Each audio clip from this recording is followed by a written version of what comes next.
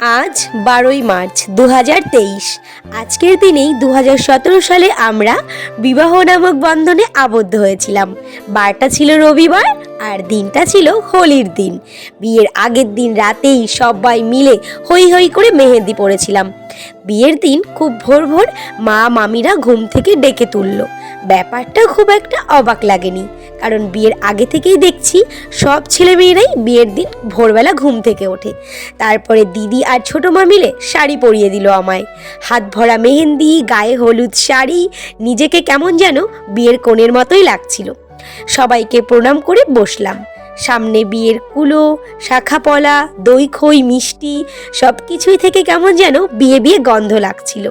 ছোট থেকেই মায়ের হাত দুটো দেখে বলতাম, মা কবে আমার হাত দুটো তোমার মতো দেখাবে বলো তো। মা হেসে বলতো, বড় হ তারপর।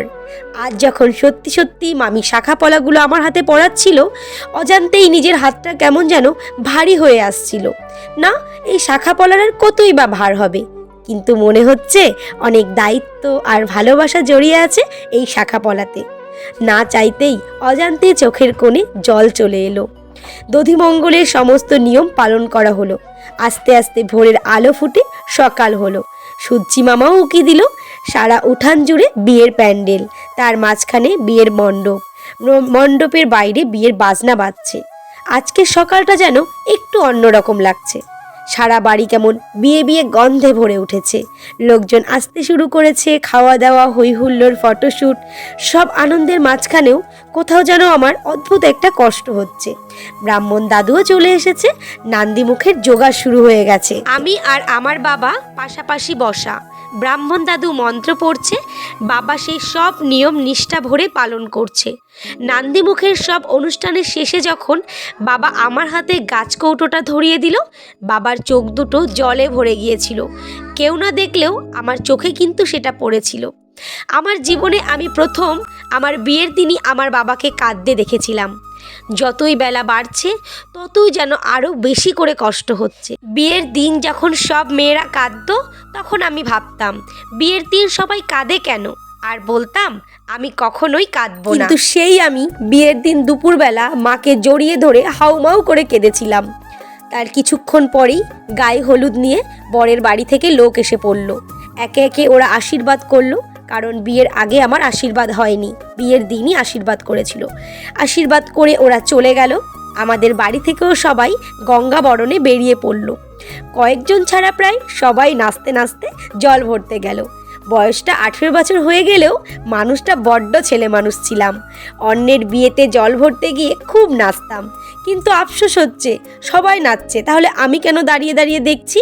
ওরা জল ভরে বাড়ি চলে এলো।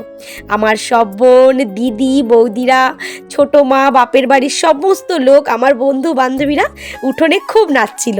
তখন বান্ধবীরা আমাকে টেনে নিয়ে এলো সবার মাঝখানে। একটু মন খুলে নেচেছিলাম।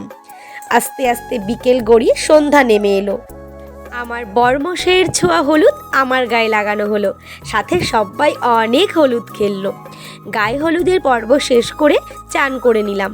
আমার গোধূলি লগ্নে বিয়ে, তাই দেরি না করে সবাই সাজাতে আরম্ভ করলো। সাজ কমপ্লিট হতে না হতেই বরের গাড়ি চলে এলো। বাইরে সানাইয়ের বাজনা বাজতে শুরু করেছে। সানাইয়ের বাজনা শুনেই বুকের ভেতরটা কেমন যেন তোলপাড় করে উঠছে। এমন তো নয় যে আমি এর আগে কখনো সানাইয়ের বাজনা শুনিনি, কিন্তু আজ এমন কেন হচ্ছে। সানাইয়ের সুরে সুরেই আমাদের শুভ দৃষ্টি শুরু হলো। মাত্র 5 দিনের পরিচয়েই আমাদের বিয়ে। শুভ দৃষ্টির সময় দেখেছিলাম তার চোখে মুখে ছিল মিষ্টি একটা খুশি। একে অপরকে মালা পরালাম। মালা বদলও সুসম্পন্ন হলো। যতই রাত হচ্ছে ততই বুকের ভেতরে একটা অদ্ভুত কষ্ট হচ্ছে। ভাবতেই পারছি না যে বাড়িতে এত বড় হলাম, যাদের সাথে এতগুলো বছর কাটালাম, নিজের রাগ অভিমান যাদের ওপর দেখাতাম, কালকের সকালটা তাদের সঙ্গে আর থাকা হবে না। অচেনা অজানা একটা বাড়িতে চলে যেতে হবে। জানি সব মেয়েরাই বিয়ের পর শ্বশুর বাড়ি চলে যায়, কেউই মায়ের বাড়ি থাকে না। কিন্তু এটা দেখা বা বলা যতটা সহজ, নিজের সাথে হওয়া ততটাই কষ্টের। এটা ভাবা সত্যিই অনেক কষ্টকর। এসব ভাবতে ভাবতেই আমাদের হস্তবন্ধন শুরু হয়ে গেল। হস্তবন্ধন শেষে 7 পাকে ঘোরা। সে অনেক নিষ্ঠা ভরেই বিয়ের সমস্ত নিয়মকানুন পালন করছে। 7 পাকে ঘোরার সময় ভাবছি আমার এই বাচ্চামি পাগলামিগুলো আমার বাবা মা মেনে নিত, এই মানুষটা কি মেনে নেবে? আমার এই মান অভিমান জেদ এই মানুষটা কি করে মেনে নেবে? সব স্বাধীনতা মনে হয় আমার চলে গেল। কিন্তু আজ 6 বছর পরও আমার বলতে দ্বিধা নেই যে আমি 6 বছর আগে যেমন ছিলাম আজও তেমন আছি। কোনো কিছুর জন্যই আমার বাচ্চামি পাগলামিগুলোকে ভুলে গিয়ে বড় হতে হয়নি। বাবা মার আদরে যেমন ছিলাম আজও আমি ওর কাছে তেমন আদরেই আছি। তারপর এলো সেই মুহূর্ত যেটা প্রত্যেকটা মেয়ের কাছে ভীষণ দামি, সিঁদুর দান। সিঁদুর দানও হয়ে গেল। বুকের ভেতরটা কেমন যেন ধড়াস করে উঠল, চোখ থেকে 2 ফোঁটা জল গড়িয়ে পড়ল। বিয়ের শেষে আশীর্বাদ, খাওয়া দাওয়া, তারপরই এলো আমার কনকাঞ্জলি। কনকাঞ্জলি দেওয়ার সময় সব মেয়েরাই যে কথাটা বলে থাকে সেটা আমি বলতে পারিনি, কারণ যেটা সম্ভব নয় সে কথা আমি কি করে বলি? বাবা মার ঋণ একদিনে কেন, এক জীবনেও শোধ করা সম্ভব নয়। সব নিয়ম পালন করে আমার বিদায় হয়ে গেল। চলে গেলাম শ্বশুরবাড়ি নামক বাড়িটিতে। অচেনা অজানা একটা বাড়ি, অচেনা অজানা একটা ঘর, তখনও আমি কেঁদেই চলেছি।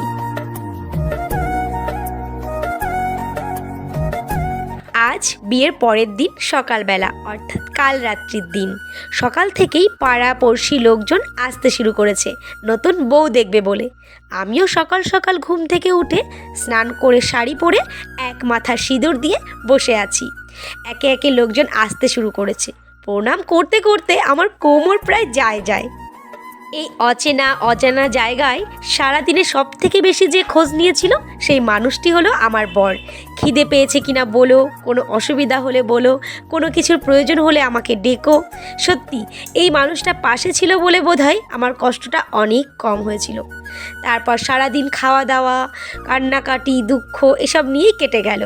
রাতে কাল রাত্রি বর অন্য ঘরে শুতে গেল। আমার খুব ভালো মনে আছে রাতের বেলাটা আমার দিকে একবার তাকিয়ে গুড নাইট বলল। অনেকটা দূরে ছিল তাই শুনতে পাইনি, লিপ রিডিংয়েই বুঝতে পেরেছিলাম সে আমাকে গুড নাইট বলছে। কাল রাত্রি কেটে পরের দিন সকালবেলা। আজ বৌভাত, আর আমি এবারই নতুন বউ, তাই আমার কোনো কাজ নেই। সকালবেলা প্যান্ডেলের মধ্যে একটা চেয়ার পেতে বসে পড়লাম। বসে বসেই হঠাৎ বিয়ের রাতের কথা মনে পড়ে গেল। বিয়ের পর যখন বরমশাইয়ের গাড়ি করে বরের বাড়িতে এসে পড়লাম, তখন শাশুড়ি মা আমায় বরণ করে আয়েস্তি দিয়েছিল। তারপরেতে দুধে আলতায় পা দিয়ে আমার বরের গৃহলক্ষ্মী হয়ে এই বাড়িতেই ঢুকেছিলাম। ভাবতে ভাবতেই হঠাৎ আমার দেওরে বৌদি বলে ডেকে উঠল। তারপর আমি, আমার যা, আমার দেওর আর ভাগ্নি মিলে আমরা একটু গল্প আর হাসাহাসি করলাম। মনটা ভীষণ খারাপ ছিল। ওদের সঙ্গে একটু সময় কাটিয়ে মনটা ভালো হয়ে গেল। তারপর বিকেল গড়িয়ে সন্ধে হয়ে এলো। শাড়ি পরে ফুলের সাজে, বৌভাতের সাজে সেজে উঠলাম। একে একে লোকজন আসতে শুরু করলো, গিফট দিতে শুরু করলো। তাও যেন কোথাও মনটা খুশি খুশি লাগছে না। খুশি তো তখন হয়ে গেলাম যখন মায়ের বাড়ি থেকে সবাই আসতে শুরু করলো। চেনা মুখগুলো দেখে আমার তো মন খুশিতে নেচে উঠলো। আর সব থেকে বেশি খুশি কখন হয়েছিলাম জানো? যখন আমার মা এসেছিল। আমার মাকে দেখেই আমি সব থেকে বেশি খুশি হয়েছিলাম। আর এই খুশিটা আমায় দিয়েছিল আমার বরমশাই, কারণ মা তো মোটেই আসতে চাইছিল না। ওই এক প্রকার জোর আর আবদার করেই মাকে আসতে বলল। মাকে দেখে তো আমার ভীষণ ভালো লাগছে। আমাদের ভাত কাপড়ের অনুষ্ঠান রাতেই হয়েছিল। তো ভাত কাপড়ের অনুষ্ঠান সুসম্পন্ন হওয়ার পর একে একে সবাই খাওয়া দাওয়া করে বাড়িও চলে গেছিল। বৌভাতের অনুষ্ঠান খুব ভালোভাবেই মিটে গেল। পরের দিন ছিল দিরাগমনের অনুষ্ঠান। মায়ের বাড়িতে যেতে হবে, তাই ছোটো মামা আমাদের নিতে এসেছিল। আমি, আমার বরমশাই, সাথে আমার দেওর, যা, আমার ননদের বর মানে আমার জামাইবাবু, আমরা সবাই একসাথে গিয়েছিলাম। ওরা কিছুক্ষণ থেকেই চলে এসেছিল। আর আমি আর আমার বর সমস্ত নিয়ম কানুন আচার পালন করে পরের দিন এসেছিলাম। একদিন শ্বশুরবাড়িতে থেকেই ওখান থেকে বরের সঙ্গে চলে এলাম তার কর্মস্থানে। এখানেই আমার সংসার তৈরি করে নিয়েছি। ধীরে ধীরে তার সাথে থাকতে থাকতেই কখন জানি না তাকে ভালোবেসে ফেললাম। সেই ভালোবাসার মায়ায় আজ আমাদের বিবাহিত জীবন 6 বছরে পূর্ণ হলো। এখনো অনেকটা পথ চলা বাকি। আরও 100 বছর একসঙ্গে কাটাতে চাই। ডিয়ার বরমশাই, হাতে হাত রেখে আমরা একসাথে বুড়ো হতে চাই, বুঝলে? সব স্বপ্ন একসাথে পূরণ করব। জীবনে অনেক না পাওয়া পূরণ করেছো তুমি, একবার বলাতেই ছোট বড় সব স্বপ্ন পূরণ করেছো। তোমায় নিয়ে আমার আফসোস একটাই, তুমি বড্ড বেশি ভালো। জীবনে পারফেক্ট বলে কিছু হয় না, আমরা যে যাকে যতটা বেশি ভালোবাসি সেই হয় আমাদের জীবনের পারফেক্ট। এই 6 বছরে একটা কথা তোমায় আজও বলা হয়নি যে তোমার মতোই একজনকে আমি আমার জীবনে চেয়েছিলাম, ভগবান আমার সেই চাওয়া পূরণ করেছে। তাই আজকের দিনটা আমার জীবনে খুব খুব স্পেশাল। আর আজকের দিনে তোমার কাছে আমার একটাই অনুরোধ যে আমাদের জীবনে যতই ঝগড়া মান অভিমান হোক না কেন, আমরা কেউ কাউকে ছেড়ে কখনো যাব না, এভাবেই একে অপরের পাশে থাকবো। আমাদের এখনো অনেকটা পথ চলা বাকি, যে এভাবেই তুমি আমি আর আমাদের ছোট্ট তোজো অনেক দূর এগিয়ে যাব। মাঝখানে যতই বাধা আসুক না কেন, কেউ কারোর হাত ছাড়বো না।